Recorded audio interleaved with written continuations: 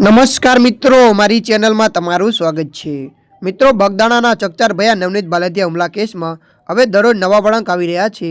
લોક સાહિત્યકાર માયાભાઈ આહિરના પુત્ર જયરાજ આહિરની ધરપકડ બાદ માયાભાઈએ એક જાહેર કાર્યક્રમમાં જે થયું તે સારું થયું અને જે થશે તે પણ સારું થશે તેવું નિવેદન આપ્યું હતું। હવે આ વિડીયો વાયરલ થયા બાદ પૂર્વ ધારાસભ્ય અને કોળી સમાજના અગ્રણી હીરાભાઈ સોલંકીએ પણ સૂચક પ્રતિક્રિયા આપી છે। હીરા સોલંકીએ માયાભાઈના નિવેદનને સમર્થન આપતા કટાક્ષમાં કહ્યું છે કે હા, હવે જે થશે તે સારું થશે, કારણ કે પોલીસ અને કાયદો તેનું કામ કરી રહ્યા છે।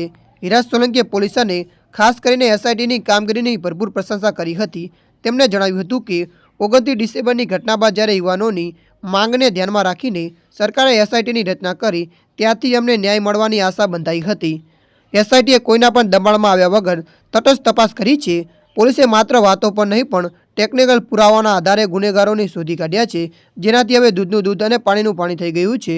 નવનીત બાલદિયાને ન્યાય અપાવવા માટે હવે કાયદાકીય મોરચે પણ તૈયારીઓ શરૂ થઈ ગઈ છે।